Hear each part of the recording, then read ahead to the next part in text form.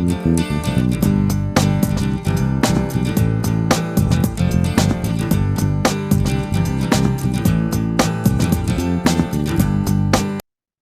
everyone. Welcome to Fibromyalgia Talks. I am your host, Nisi Edwards.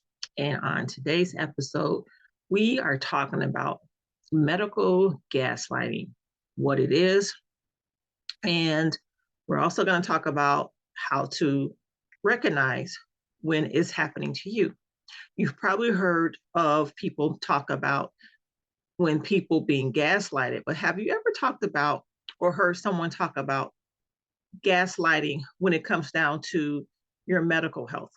So I want to talk about this.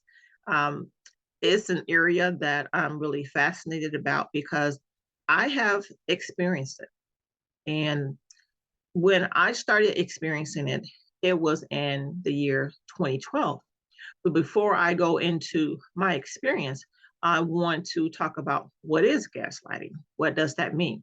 So gaslighting, you've probably heard that term used when talking about, for example, being involved in a toxic relationship. It's when someone influences you to question your own thoughts and feelings, and it can cause you to feel perhaps belittled or ignored. People will try to make you think that there's something wrong with you, that you're crazy when you are not. But have you ever had a legitimate medical concern dismissed by a healthcare provider? That's what we're talking about today. Did you know that medical gaslighting can result in you being underdiagnosed for a condition longer than it should? You may be surprised to learn that this can be a type of gaslighting also. That's my situation, which we will go into in further detail shortly. So when you think about medical gaslighting, it's being used to describe these situations. It can be used to dismiss medical diagnosis, improper treatment, and even medical trauma. It can happen to anyone, but it's been shown to happen more frequently to women and people of color. And we're going to dive in that today. So certain groups of people may be more likely to experience medical gaslighting. This includes women, people of color, and those living with chronic conditions. I'm a woman of color. I've lived with chronic pain. Okay, and I'm a woman, so I know what all of that is like. Women are one of the most common victims of medical gaslighting because we're told, for example, our symptoms are due to, we may be menopausal. It may be due to PMS, could be due to mental health issues, no matter how severe it is. And in the past, there's this one term that I've recently become familiar with. Women were even diagnosed with female hysteria, and that was a cause of their symptoms. So gender bias in healthcare does exist. In fact, it still exists.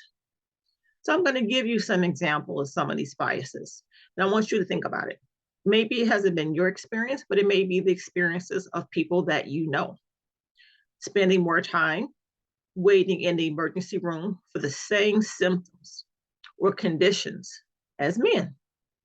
Okay, think about women, ladies, endometriosis, going underdiagnosed until after having surgery, despite multiple visits with your healthcare providers. Or heart disease symptoms being misdiagnosed as a psychological condition. Now, medical gaslighting also occurs based on race. And I have experienced all this and a whole lot more, just like many of you have. You may not have known that it was gaslighting. Now, there is some medical providers who believe that Black people have thicker skin, and thus that means less sensitive nerve endings. Yep, that's true. Some of them think that people of color, that we have a higher threshold for pain. Many of them believe that people of color, especially Black people, are biologically different from white people. being over twice as likely to use a negative descriptor in the Black patient's chart compared to a white patient. None of these beliefs and behaviors are based upon truth, but yet they still exist. It can also have devastating consequences. This topic is important to me because it's something that I experienced.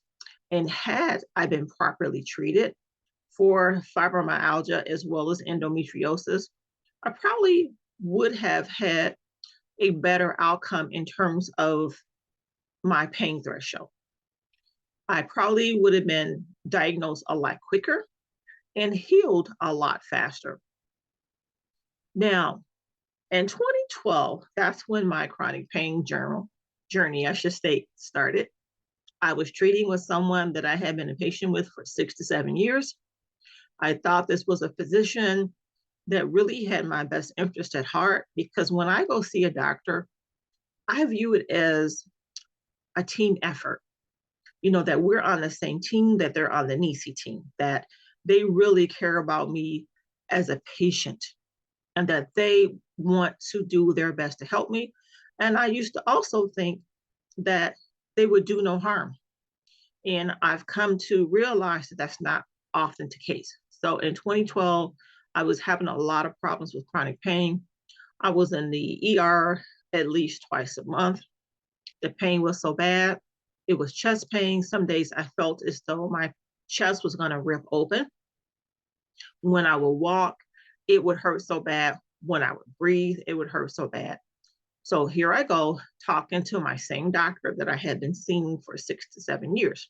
Each time I would visit him, even when I would follow up after going to the ER or being kept for observation, okay, overnight, he would say, oh, there's nothing wrong with you. It's in your head. Could be PMS. You're too stressed out, on and on and on and on. And I would say, well, are you sure there's nothing wrong with me? Because this pain it feels so bad. And each time, guess what he would tell me? There's nothing wrong with you. There's nothing wrong with you. There's nothing wrong with you. He told me that so many times from 2012 to 2014. This went on and on and on, because as I mentioned, I was in the ER pretty much every month. Costochondritis, at the time, I didn't know what it was, that inflammation behind the chest wall, but it felt like I was having a heart attack. And so finally, one day, what happened was it got so bad that I was leaving for work one morning, couldn't breathe, got to work, and it was just worse. The pain was excruciating. And I've had it bad before, but this was the worst that I had ever experienced. And so I go to the ER again. And this time, no, let me back up. Before I went to the ER, I did go to the ER, but first I went to occupational health because I was at work at the time when my symptoms had exacerbated, and they were the worst that they had ever been. So that morning, I remember, I think it's etched in my brain.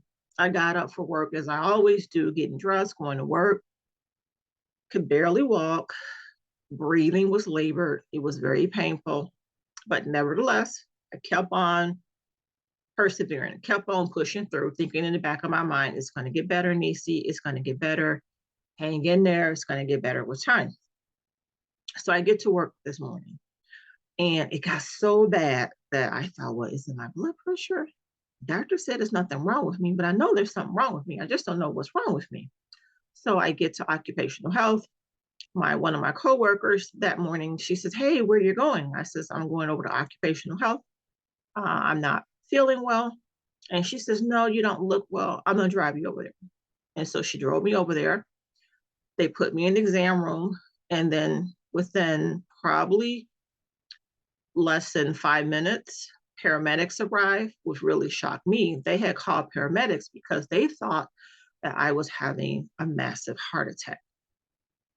I get to the ER, and then the ER physician clearly let me know that, guess what? I did have chronic pain. Like I said, I did. It wasn't in my head. My heart enzymes were off. I was so stressed. They took me off work for 2 weeks, but they told me before I left the ER that I probably shouldn't go back to that job because it was toxic. So I followed back up with my primary care, the same one that I mentioned to you all a few minutes ago that I had been seeing for 6 to 7 years. And I let him know that I was in the ER. They kept me for observation. They recommended that I follow up with you since you are my primary care provider. And this is what happened. And this is the paperwork that I received from them. Do you not know that even after I gave him all that paperwork, he seemed at this point to be getting angry. His tone of voice changed, and he just looked at me and he took a phone call, came back, and he said, there is nothing wrong with you. But it was the emphasis that he put on, there is nothing wrong with you. It's all in your head. How many times do I have to tell you there's nothing wrong with you? And that's exactly what he said to me. I will never, ever forget it. You better believe he's no longer my doctor. At that point in time, I'm like, you know what? I feel like I'm dying. I'm telling this man something's wrong with me. He's just totally dismissing my symptoms. And that's a form of medical gaslighting. Here I am telling him, hey, I've gone to the ER for observation. This is the paperwork. This confirms what I've been telling you. And he totally, totally dismisses me. He even looked at me as if he didn't even care, just like that. And then he says, for all I know, it could be fibromyalgia. No, he didn't say, right. No, he did say, yes, it could be fibromyalgia. And I was like, fibromyalgia? What is that? And he says, but it don't matter because you don't have it. And I said, well, why would you say it if I don't have it? And then it gets to this, because women of color, our pain thresholds are supposed to be so much higher that there is no way that a woman of color could have fibromyalgia. So I left his office still in a lot of pain. And I said to him before I left, I have this paperwork that I'm going to need you to complete for me because they're telling me that I need to be off work for at least 2 weeks to heal, to see how I'm feeling. And he told me, absolutely not. He says, I'm not going to complete that paperwork, Nisi, because there's nothing wrong with you. It's all in your head. You're just overly stressed. There's nothing wrong with you. Go to bed, get a good night's sleep. Now, he dismissed me. He totally dismissed me. Not only did he dismiss me, he ignored my symptoms. I felt as though he was blaming me. He just totally wrote me off as if I didn't matter. And that is a form of medical gaslighting, because you try to talk to them about your concerns, how real they feel to you. And number one, I didn't feel that I was being helped properly, which I was not. He wasn't there for me. He totally dismissed me. He totally dismissed my symptoms. When I wanted to talk to him and I had a list of questions because I wanted to know, well, if you're saying, doctor, that there's nothing wrong with me, why do I continue to feel this way each and every day? He didn't care about me as a patient. And for those of you who have followed my story, you know that shortly thereafter, I had discussed this with a friend of mine, and she recommended that I see her physician, which I did.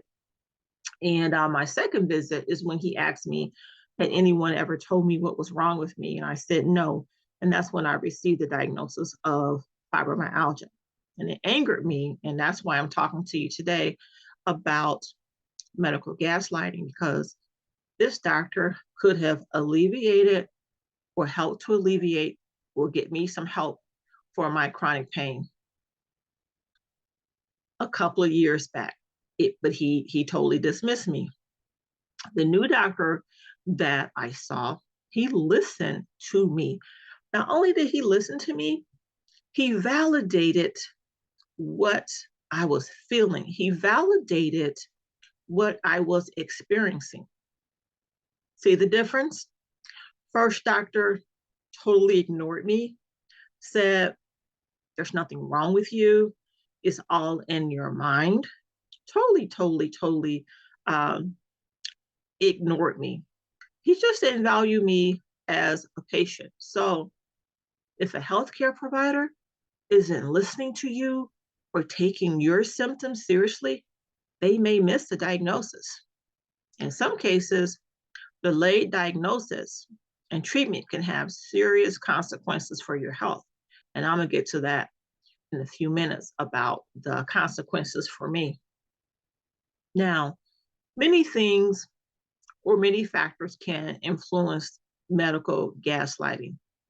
It's not always intentional, but in this case, it was intentional because he didn't care about me. At least I feel it was intentional based upon my relationship with him and how he treated me and the things that he said to me. Unconscious bias is what I feel he was dealing with. It is a preconceived notion that someone has regarding certain races, genders, or various social groups. So, and I know this to be the case because just the way he looked at me, just the way he treated me, number one, he didn't respect me. So he had his own biases. And I have experienced that many times. I now have a team in place of other healthcare providers that I work with where this is not a factor. If so, I don't notice that it's a factor because they've been really good to me. They treat me well. But if you're a patient out there, I don't care what your ethnicity is, Black or white, Hispanic, Latino, Indian, I don't care, Asian. Bottom line is, it does exist. And if this is you, then I'm glad you're here because I'm going to give you some tips. Now, you would think that medical gaslighting only happens to patients, but you know what? In December 2020, during the COVID-19 pandemic, there was a doctor, a practicing physician. Her name is Dr. Susan Moore. She posted a video. Don't know if you all saw it on the internet or Facebook. I sure did. She posted a video where she was being denied medication for her COVID-19 related chest pain. And this was all occurring while she was in the hospital. She had to beg them, her healthcare provider, to take scans of her chest because they didn't believe her symptoms. She kept begging them, telling them to please take a scan of my lungs. They wouldn't do it. Finally, when they did do it, it confirmed the problems in her lungs, okay, that she had COVID. You know what? When we were talking about the consequences, Dr. Moore died from complications from COVID 2 weeks after being discharged from the hospital. Sadly, there are many cases very similar to Dr. Moore's. Now, how do you know if you are experiencing medical gaslighting? I'm just going to give you a few examples. It may not be everything, but I really want you all to start thinking along these lines because it can be very obvious. However, it may not always be easy to spot. It can be as simple as your healthcare provider like mine saying that your symptoms are normal. He thought they were normal, as he would tell me, because he was said there's nothing wrong with me. Or as he also said, because I was stressed. But that alone doesn't necessarily equate right to medical gaslighting. So here's some other signs to look for if you think you may be experiencing medical gaslighting. I mentioned that my symptoms and my concerns were ignored or dismissed. That's the first red flag, because this is not like it was a provider that I was seeing for the very first time. Remember, I mentioned that he had been my physician for 6 to 7 years. So clearly, 6 to 7 years, I was seeing him on a regular basis. He knew me, or he should have known me. It wasn't as if this was the first time that I had mentioned that I was experiencing chest pain or widespread pain, but yet each time my symptoms and concerns were dismissed or ignored without cause. Second thing I mentioned earlier, feeling as though you're being blamed. So at times, he tried to make me feel as if I was at fault when he would tell me, "Oh, you're just too stressed out," or you're just menopausal or premenopausal, or there's nothing wrong with you. You just need to calm down. It's all in your head. So he's blaming me for not feeling good. And number three, my symptoms were written off as if being normal, no explanation, because he totally dismissed me. So I know, based upon my dealings with him, my diagnosis was based upon my gender, my race, my sexuality as a woman. He didn't even do any further testing at all. He just viewed me as this Black woman with chronic pain, thinking with his preconceived biases that there's nothing wrong with me and that we can't possibly have chronic pain because we have a high pain threshold. So those are just some examples. So maybe this hasn't happened to you, but I just want you to think back. Start having conversations with your friends, your neighbors, your girlfriends, your cousins, parents, or whomever. Start thinking about it. Another example, have you ever had a medical appointment where you had to argue just to be listened to and taken seriously? That can be an example of medical gaslighting, because if you have a physician, you have a medical appointment, you shouldn't have to argue for them to listen to you or take you seriously. And I'm going to tell you something else, folks. They don't walk on water. They're not Jesus. Trust me, they are not Jesus. Other things. What should you do if you think you're being gaslighted by your doctor? Okay. Or other members of your healthcare team? Number one, this is what I started to do. I gave up trying to talk to the doctor about my concerns are real because he didn't care. I found a new doctor. Okay. Other things you can do, you can get a second opinion. Now, if you get a second opinion, get a second opinion from another practice. Never get a second opinion from another healthcare provider in the same practice as your doctor. Because even if that second opinion doctor feels that what the other doctor said or did to you was wrong, oftentimes they're not going to go against their fellow colleague. They simply will not. You need an independent second opinion. Okay. Also, keep a symptom journal. So when I say keep a symptom journal, I want you to write down specific information. For example, when did your symptoms start and stop? What makes them better?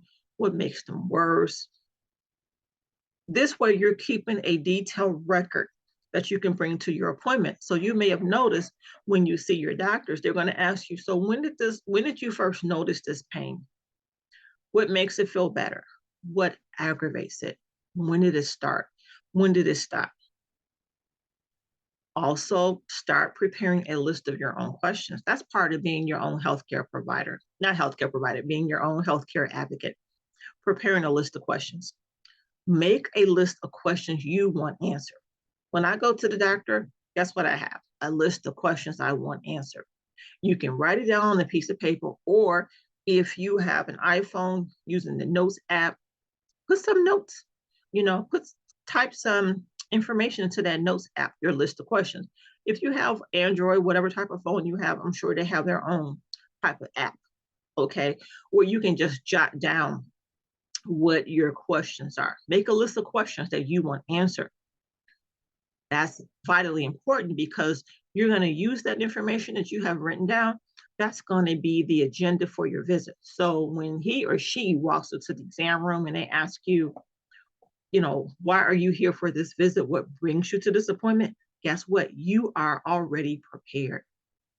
The best way to deal with the medical gaslighting or with any physician visit is to come prepared. Please, please take an active role in your care. Do not take a passive role, because if you're passive, many of these doctors, not all, because there's some really great healthcare providers out there, but there's also some bad apples out there too. Prepare a list of questions. You set that agenda.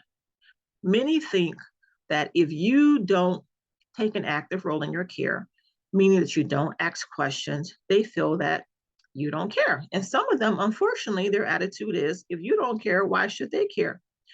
But it's not a matter that you don't care. Sometimes you don't ask questions because you're fearful. You may not even know what questions to ask. And that happens a lot with a lot of patients. They're stressed, they're worried, they're a fear of what they don't know. They want to know, but sometimes you don't even know where to begin, because you may have been dealing with something for so long of a time. And now you're trying to figure out, okay, how do I deal with this situation? What questions do I ask? So prepare a list of questions. If you can, bring someone along with you that you can trust with your visit, maybe who can help you jar your memory and ask those questions. So definitely take a relative or friend with you, someone that you trust. That's very, very valuable. Not just anyone, but someone that you can trust, that you can bring along to your appointment, because they can also act as your advocate and your witness that you did, in fact, address these concerns. You can also contact the patient advocate. I am a patient advocate, so you can also contact me, where I can be a liaison between you and your healthcare provider with your permission. Okay. The importance of a health advocate such as myself is I can help you along with other healthcare advocates address any conflicts that may arise, including gaslighting. Okay. Now, many hospitals also have in-house advocates, but they work for the hospital. I am an independent advocate. I work on your behalf. So, like I said, you don't want to bring an advocate, bring someone along with you that you can trust, that's not going to go back and reveal your PHI, your protected health information. And I've already stated, get a second opinion. You want it to be an independent second opinion, not with another physician in that practice. Okay. What I've started to do now is, in the past, when I would make an appointment with a healthcare provider, I will look for someone that was board certified in the field, who had experience in this field. Those still matter. But now, in addition to that, I'm looking for a provider that looks just like me, someone that I can trust, someone that I can listen, that will listen to me. And if you can't find one that looks like you, that listens to you, that's fine. The key here is to find someone that you can trust, that's not going to gaslight you. The other thing is, you can also file a complaint. It can lead to serious consequences, but if you're not getting properly treated because your claims have been dismissed, you can definitely file a complaint. You can also write a letter to the local AMA, American Medical Association, or whatever governing body there is. I have had several instances where I was mistreated and experienced gaslighting. Another time that I experienced that is when I was having really bad pelvic pain. And I had been diagnosed with uterine fibroids. Many Black women know about uterine fibroids. And they say now research has shown that for women of color, oftentimes when we experience problems with uterine fibroids, it could be due to, for example, if you are a woman that received relaxers, different types of hair processes, that those chemicals involved can also lead to causing uterine fibroids in your body. It could also be due to, our diets, what we eat. I mean, just a variety of things. So the other incident, when I mentioned about medical gaslighting, was I had uterine fibroids. I had them removed. And, you would think after having them removed, according to the gynecologist, right, that I would be pain free and would not have any pain. Well, that wasn't true.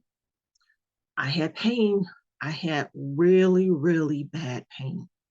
And when I went to see her, she said, "You're back, but you shouldn't be having any more pain. We removed the fibroids." And I says, "You may have removed them, but I'm in worse pain. I don't know what it is." Um, she just dismissed the symptoms. She was perplexed and she said to me again, "I think you're just overly stressed. It's going to be okay because we didn't notice anything. It's just fibroids and it's too soon for them to come back." It kept occurring. The pelvic pain was so bad. Then I had to have a second surgery. And then it was during the second surgery that she told me, "Oh, you have endometriosis." I didn't know that, Nisi, that you had endometriosis. They wasn't looking for that. She just assumed it was the fibroids and that's all there was to it. And she was a provider that I really, really liked. She was kind. I could talk to her about a lot of things. I don't know if it was her intention to gaslight me, because remember when I first started this episode, I talked about it can be intentional and non-intentional. Whereas with the doctor with the fibromyalgia and the chest pain, that was intentional. With her, I don't think it was intentional. I think it was just her just totally dismissing the symptoms because all she knew was, "I removed the fibroids. There's nothing wrong with you. There shouldn't be nothing wrong with you." She kept saying, "It will get better with time. It will get better with time." It didn't get better with time. It didn't get better with time um, at all. And so I have been let down in many instances with a lot of these healthcare providers. I'm not as trusting as I used to be because they have mistreated me and I have paid the price for that. Another time I experienced gaslighting was going back to the fibromyalgia pain. New pain started. If you're in tune with your body, you will be able to recognize when there's something different from what it used to feel like. And I had experienced that. And I had said to this one doctor, a different one at this time, that, "Hey, my pain is getting worse." But it was the rheumatologist that I was seeing for the fibromyalgia, a new one. So this goes back to probably 2015, 2016 at this time. And he said, "No, the pain you're feeling more than likely is just fibromyalgia, and there's no cure for that." And I said, "No, this is not fibromyalgia. I know what that feels like in my body. That's not it." He dismissed me. He did not look for any other reasons for the pain. So here again, I'm feeling like medical gaslighting again because he totally dismissed it. He says, "Well, there's no cure for fibromyalgia, so that's what you're dealing with." I says, "But no, this is not fibro because I know what that pain feels like." I says, "This feels totally different. Can we explore this further? Because I can assure you it's not what you think it is." And he says, "No, it's fibro. There's nothing else we can do. You're just going to have to grin and bear it." That's exactly what he said. "Just grin and bear it." He says, "You've made it this far, just grin and bear it." And I kept thinking, here we go again. And then at that point, I said to myself, I'm not going to tolerate this behavior anymore because I knew without a doubt this was not fibromyalgia. And I had talked to one of my sisters, and she had been up to the Mayo Clinic with one of her children who had experienced some issues. And my sister said to me, "You really should consider going to the Mayo Clinic to see what they say." And I'm so glad I did because when I went to the Mayo Clinic, they gave me a diagnosis and I was correct. It was not fibromyalgia for that new pain that I was experiencing. And the Mayo Clinic, they were so kind to me. They did not manipulate me. They did not um, have me questioning my own experiences, my memory, or my perceptions. There was no emotional abuse. They listened to me. Those other doctors tried to make me feel like I was crazy. And I knew I wasn't crazy, but that's the way they treat you, that, you're losing your mind, you're crazy, especially if you're a woman. They will tell you or lead you to believe you're going through all this because, women are just so emotional. Many of them will think and say, they will tell you, oh, it's in your mind, it's in your mind. There's nothing wrong with you. How many of you have heard that before? Especially if you have fibromyalgia. How many times have you been told it's just in your mind that there's nothing wrong with you? How many times have they told you that, or caused you to question how you feel? If that's happening to you, stop. I want you to recognize that you know your body. You know what you're feeling deep inside. You know when you're experiencing pain. You know when you are experiencing chronic pain.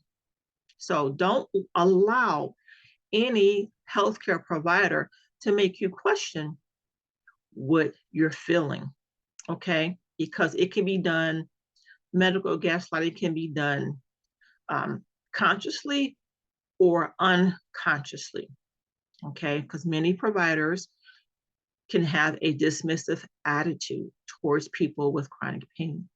Some of them have a dismissive attitude because they view people with chronic pain as being opioid abusers or seeking painkillers because they have an addiction. That is not always true. There are many pain patients out there that are not looking to be addicted to any drugs. There are many pain patients out there. They're just looking for support. They're looking to be listened to. They're looking for a provider to help them manage their chronic pain. But again, that's a form of gaslighting too. If you have chronic pain, because let's say they've had you on different medications, painkillers, did you know that certain pharmacies will put a note on your chart to make it seem like you are deliberately trying to obtain drugs? Yeah, some pharmacies will do that too. They will flag your file. Okay, they will. And they will dismiss you immediately. Same thing with some pain management clinics. Some of them will do the same thing too, as well as physicians will do the same thing too. Some will accuse you of doctor shopping. I've had some pain patients share with me how, let's say, they were going to one doctor, he totally dismissed them and their symptoms, and then they went to a different provider, and it showed up that they used to be a patient over here seeing this doctor, and now they over here. Some of them questioned the patients and made it seem as though they were doctor shopping, that they were trying to get access to drugs. Well, I've never doctor shopped. I've patient shopped. It's a big difference. Not doctor shopping, I'm patient shopping. So when I say patient shopping, I have done extensive research for my own self to find the right doctor for me. And sometimes what I have even done is made appointments with new doctors to interview them just to find out and learn more about their bedside manner to determine, is this going to be a good fit for me? So if they want to call that doctor shopping, whatever, they can call it whatever they want to call it.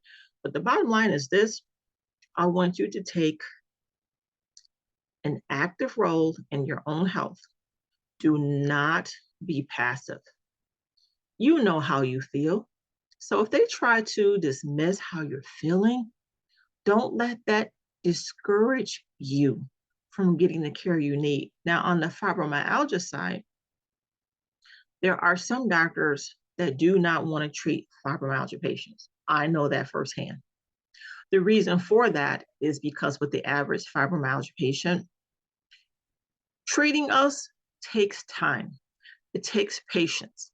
So you may come in there and let's say you have a little bit of pain, but it could be strenuous because you overexerted yourself. They'll give you a medication, a muscle relaxer, or whatever, or something, and it's quickly taken care of. But when you're dealing with a patient with chronic pain is totally different. It's not the same because it's chronic.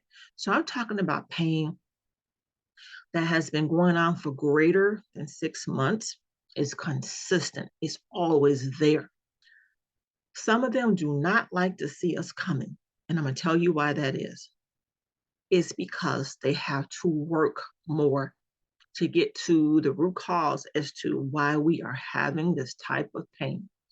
Our, unfortunately, it's true, our healthcare system in this country is really not a healthcare system at all.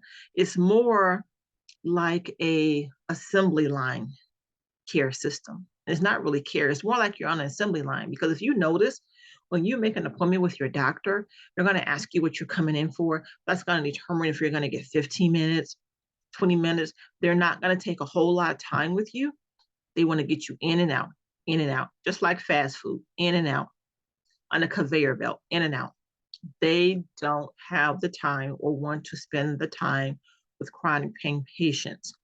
Let's face it, this is all about dollars and cents. But I don't just blame the doctors. I also blame the insurance carriers because they play a big role in this too, because they're the ones that's providing the reimbursement for your medical care and treatment.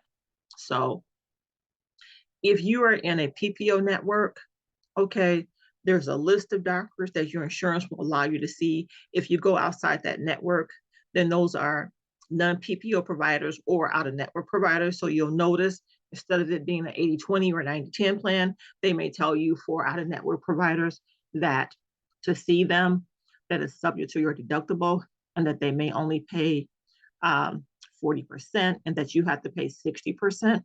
So I also blame the insurance carriers because if doctors and the insurance carriers were really invested in patient care, I think our outcomes would be totally different. For me, I do know that had I received the care that I needed up front when the doctor, after I left the emergency room, I told you about the doctor that I had been seeing for 6 to 7 years. If he would have just taken the time with me, don't you know, I could have been further on my journey without having to experience this type of trauma because over a period of time, it will become very traumatic. It's traumatic when you have so much pain and that when you go to the doctor and they totally dismiss you, that's another type of trauma. You feel that in your body, your tissue feels that. You begin to clam up, you begin to get anxiety attacks because you're worried about, okay, when I go back to see the doctor today, what am I going to do if they just simply say, there's nothing wrong with me? What am I going to do? I mean, those are real valid concerns. Depression starts, anxiety starts, again, trauma. But if they take the time to meet you where you're at, it can make a big, big difference in your quality of life. That's why I'm passionate about health advocacy, patient education, medical education, because I don't want you all to experience what I had to go through. But this pain became my purpose to help as many people as I can. I know what it feels like to go to bed with chronic pain, to wake up with chronic pain. That's a vicious cycle, especially when you can't sleep, because when you can't sleep, your body can't heal. That breeds more chronic pain. I know what all of that feels like when you are dismissed as attention seeking, as someone who's seeking a prescription for drugs. I was the type of patient, I never wanted opioids. I never wanted any of that because I have a lot of allergies and a lot of sensitivities. I am the type of patient, I just wanted to be listened to. I just wanted to get to the root cause as to what was causing this pain, What could I do to make my pain better? And due to this journey, I learned from me holistic approaches to managing my chronic pain where I did not have to use opioids. But I say to you that are watching this video, if you like this, to please share it with others. Let's have a conversation about medical ghostlighting. Have you experienced it? If you've experienced it, what did that feel like? How did you handle it? Okay. Um, Depending upon what you've gone through, you may need to write a letter to the AMA. You need to call that doctor out. You may even need to go on their website when it comes down to giving a review. You may need to even go down there and put in a review to let others know, hey, this is what happened to me when I visited this provider. This is how I was treated. We need to have a close knit community where we can share that feedback with others. I understand that my experience may not be your experience, but I guarantee you, with some of these providers, I've looked at some of their reviews, and some of them were consistent in terms of how they treated paying patients. Many of them don't have the bedside manner to be treating pain patients. Many of them really should not be seeing pain patients because they don't know how to work with pain patients. Many doctors need to learn how to treat fibromyalgia patients. The other thing, too, about that is you may have been the first or second or third fibromyalgia patient that the doctor has ever seen. So they're going to be totally dismissive. I'll never forget, I had this one specialist. She's a rheumatologist, and I was seeing her for a form of arthritis as well as fibromyalgia. And she told me one day to my face, she said, Nisi, I'm gonna tell you right now, I'm not gonna treat your fibromyalgia because I don't believe in it and I don't think it's real. That's what she said to me. I was glad finally that she was honest, but she really didn't have to tell me that. I figured as much because she always dismissed the pain. She always dismissed the pain. When I would present to her office with really bad chest pains, she always dismissed it, always dismissed it. Believe it or not, folks, one day she told me that fibromyalgia just wasn't sexy enough. And that's not my term, that's her term. She says it wasn't sexy enough, like a diagnosis of RA, rheumatoid arthritis. If I was to tell you all the name of the medical clinic, you would be astounded. But I'm not going to do that. All I'm going to say is trust your instincts as a patient. If your needs are not being met, become your own health advocate. Follow the tips that I provided to you earlier. The first one that I mentioned to you was to keep a symptom journey. Start jotting down what your symptoms are. When did the symptoms start? What makes it feel better? What makes it feel worse?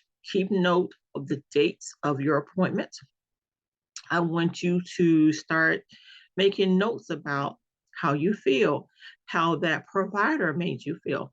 Did that provider make you feel supported? If that person did not make you feel supported, if that provider mistreated you in any fashion, then you need to seek out the assistance of another medical provider. Okay, that's what you need to do for yourself because you need to take proper care of yourself. You need to act and have boundaries around you to protect yourself. Because the one thing about fibromyalgia is it doesn't just affect you physically, it also affects you mentally and spiritually. Because when that pain is really, really severe. Now, my fibromyalgia pain is in remission. Praise God for that. I'm on the other side of the mountain of that. But when it would get really, really bad, as I mentioned, waking up in pain, going to bed in pain, you're also dealing with fibro fog, where you can't think straight, you can't remember because you're not sleeping well, you start feeling depressed, everything seems to irritate your gut, everything. So I want you to think about all those things and take care of yourself. I hope you've enjoyed today's episode of Fibromyalgia Talks. We're talking about medical ghostlighting, what it is and what it looks like. If you have any questions on that, or you wish to reach out to me or be a guest on my show, I can be reached at 224 area code 225 9478. Again, 224-225-9478. You can visit the website www.fibromyalgiapatienteducation.info. And I thank you for watching today's episode. If I can be of additional assistance, then please reach out to me. Be blessed and continue watching the show. I appreciate your checking out today's episode. If there are some topics you're interested in learning more about, reach out to me. Okay. And I'll do my best to assist you. Enjoy the rest of your day. Thank you for tuning in today to Fibromyalgia Talks.